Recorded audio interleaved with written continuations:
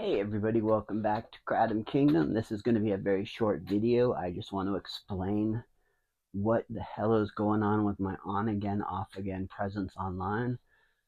Um, my last video explained 30 minutes into how horrible my life has been lately. Um, well, now I want to explain that I do intend fully on making weekly videos again. However, my computer is not capable of editing and airplaying my videos from my camera to my computer. So it's a very difficult process, and I need about $600 for a new computer. So I'm thinking about starting a GoFundMe account, but I don't want to be that kind of I like to take care of things on my own, and I have kind of a little bit of pride, and I hate asking for help, but sometimes I need it. I'm asking the government for help and for housing because in a year I will be homeless. So I need $1,000 on my savings account for my housing situation, and then I need another $200 to get my oil changed, the oil leak fixed, and new tires. So because if I don't have a car, I can't get to my doctor's appointments. I can't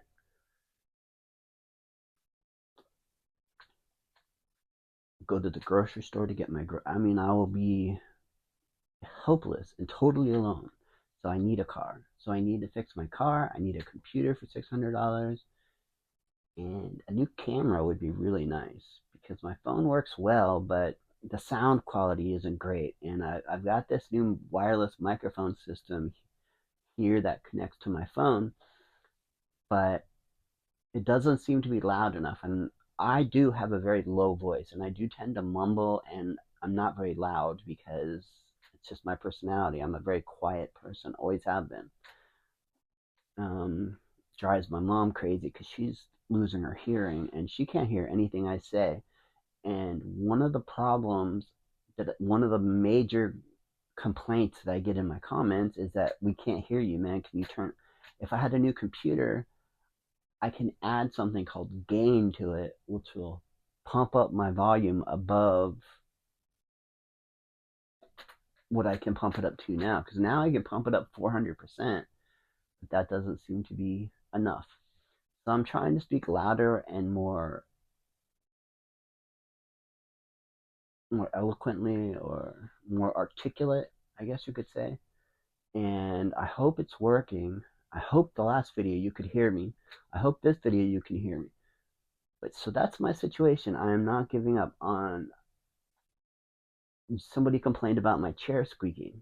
I'm sorry. I mean, that's an office chair I've had for 20 years probably because I'm too poor to buy a new, really comfortable, brand new, strong gaming chair.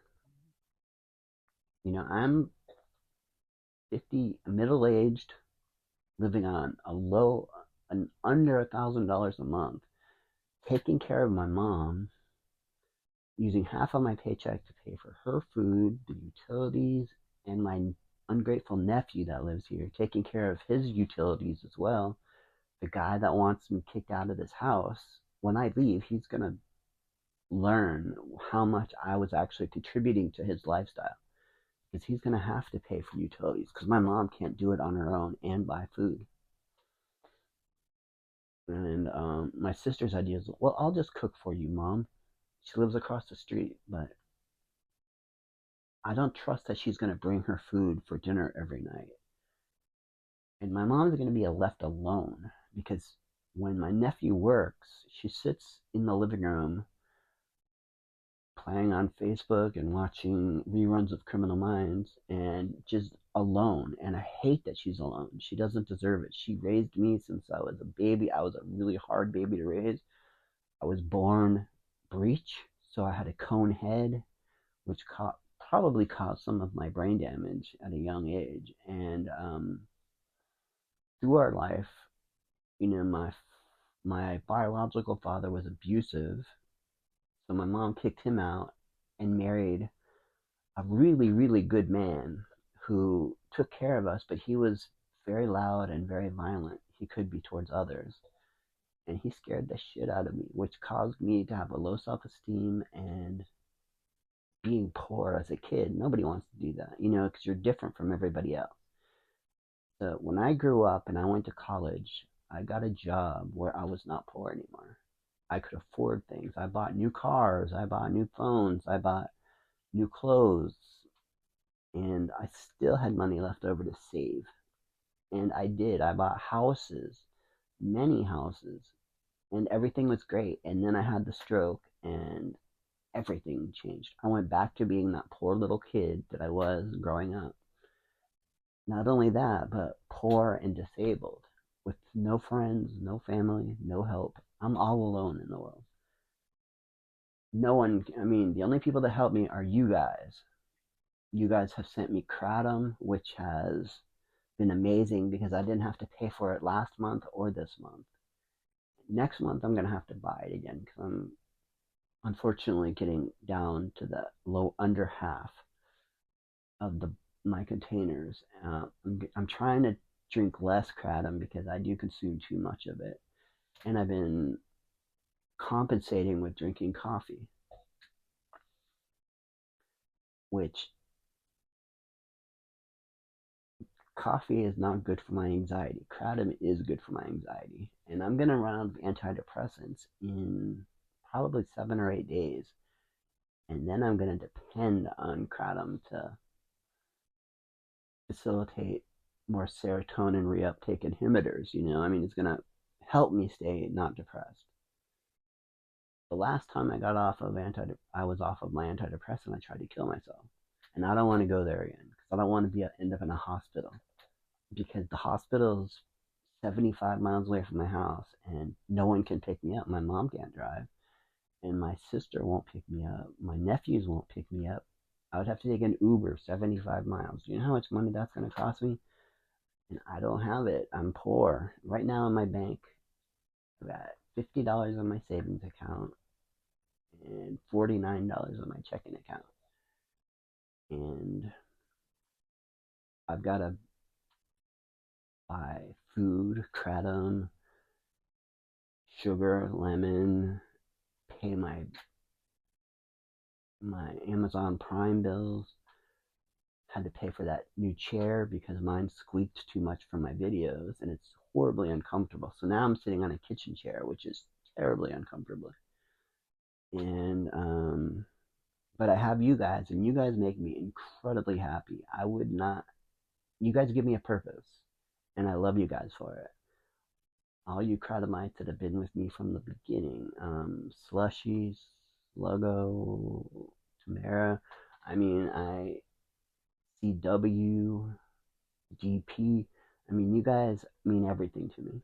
You've helped me out, and I need help making a GoFundMe to try to take care of, to ask the general public for help to get me out of this debt that I'm in, and to get a new computer, and to fix my car, and to be able to support my mom with food because we're going to go hungry. I mean, tonight we have no dinner.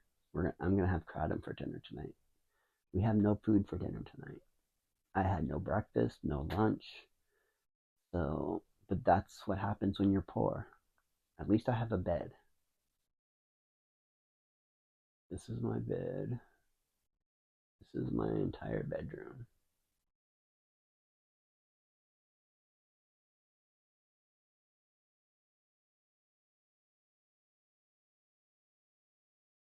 This room is basically my entire life. This little tiny area. This is where I stay 24 hours a day. I'm afraid to go in the living room because if my nephew's out there, he freaks out on me and yells at me and tells me what I can and can't do in his house. And it's really my mom's house. She put his name on it for when she passed away. He and his brother could move in here and take it over.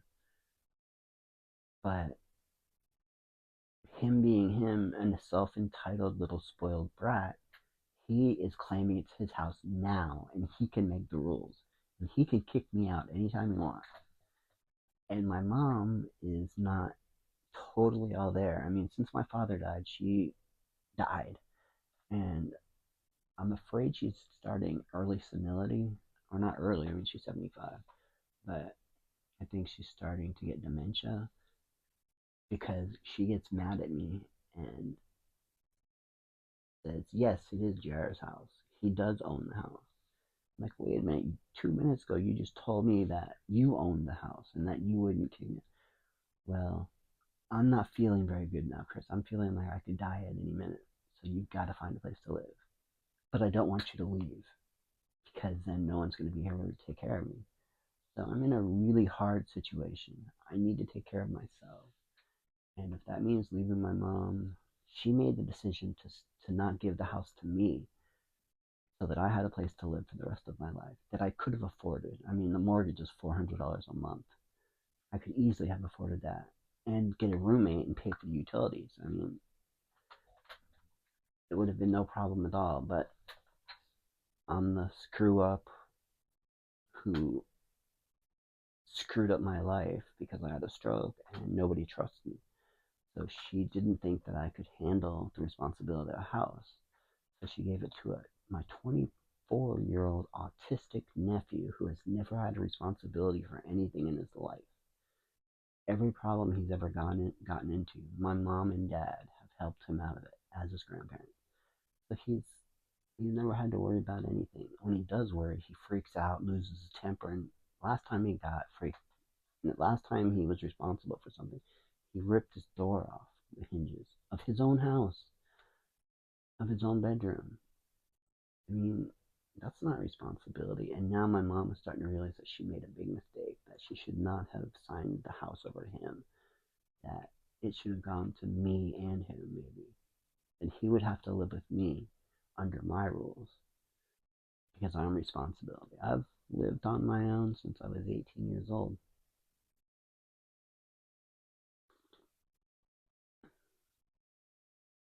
All right, you all. If you have any questions for me, leave them in the comments. I'm gonna study today on how to make a GoFundMe account because if anybody needs one, I do. I'm a good person trying to do the best I can to help my mom and to help myself. I got screwed in life. I did everything right until I was 33 years old, then I had a stroke. And I had a stroke for no reason of mine. I mean, I didn't do drugs, I didn't drink alcohol, I exercised every day. I worked my brain.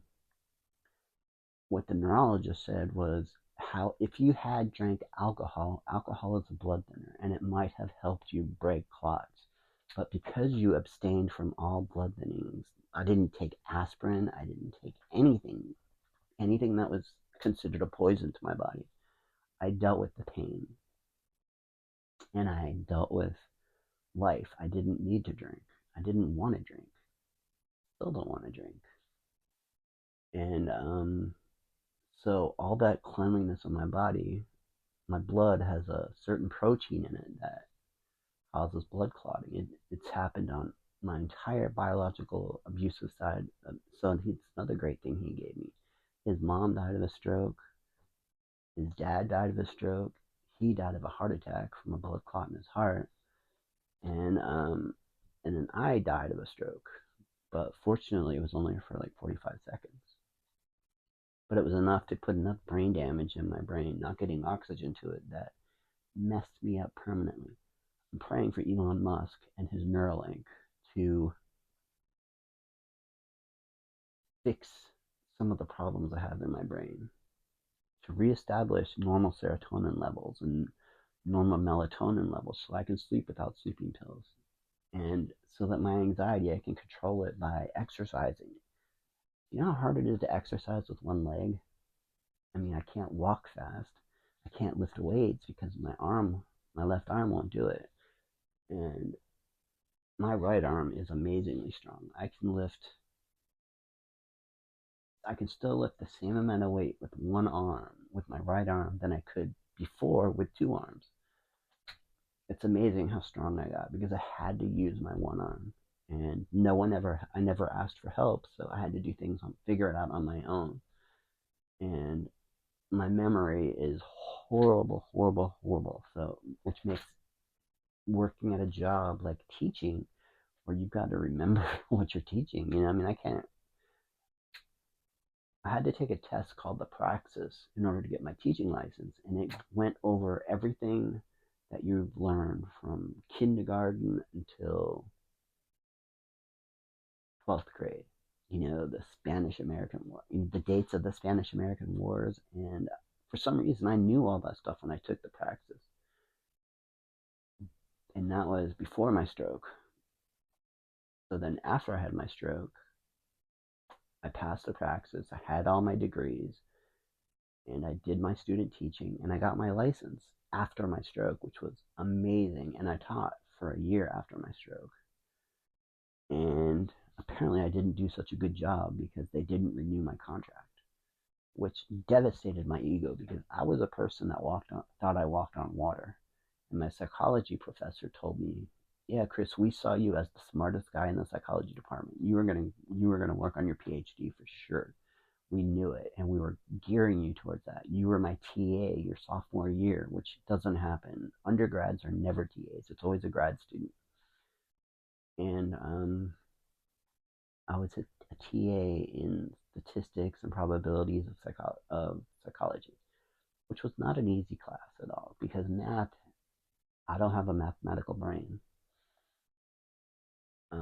And then he said, when he saw me in the hallway, he was like, "Yeah, Chris, now you're a normal student. You're just like the rest of us.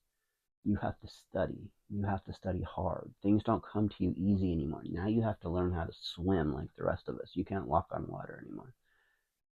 And in school, I was hanging out with all the PhD directed students, and every one of my peers that I hung out with in college all have their PhDs and are all teaching in colleges and doing very well, have lovely families, own their house, and I should have been that too, but I got screwed. It's always been my dream to have a PhD, either to be a rock star or a PhD, and I was on track for both. There are plenty of punk rock PhDs. The singer from The Descendants, Milo, he's a PhD in philosophy. Jello Biafra of the Dead Kennedys, he's a PhD in, I don't remember, sociology or social sciences or something. The lead singer, Greg Gaffin from Bad Brains, or from Bad Religion, also has a PhD in math. And all these guys were my heroes because I was a punk rock kid, skater, tattooed, and I was going to have a PhD, be in a band, and still teach at the college level, teach psychology. That was my main interest. Neuropsychology specifically, the biology of psychology. Because psychology in itself is a soft science, and I wanted to study a hard science that had provable empirical evidence that you could measure and control. All right, you guys, it's 20 minutes. I am going to let you go, and I just wanted to make this short video to tell you why I've been so sporadic coming and going, making videos. I'm okay.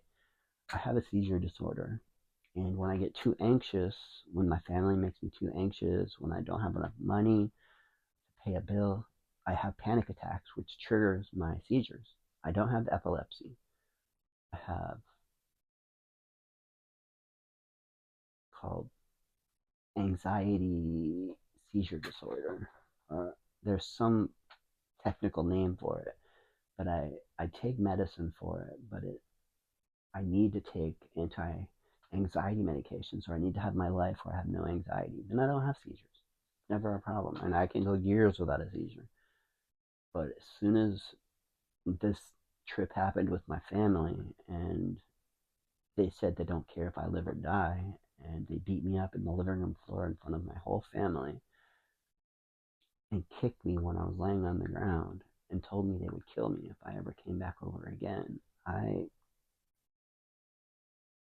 had seizure after seizure after seizure because I was scared. I mean, I don't want to, I mean, I already feel weak and inadequate. And then to be beat up by people that I know prior to my stroke it would have been a bloodbath. I would have destroyed everyone in the house, and that's not a joke.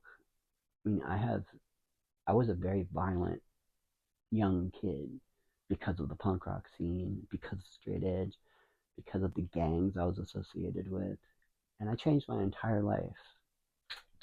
At 33, I quit beating people up, but I had the confidence to know that I could walk in any room and not have to be afraid of anybody unless they had a gun. And I wasn't even scared then because I had taken law enforcement courses. I wanted to be a cop at once. So I took federal law enforcement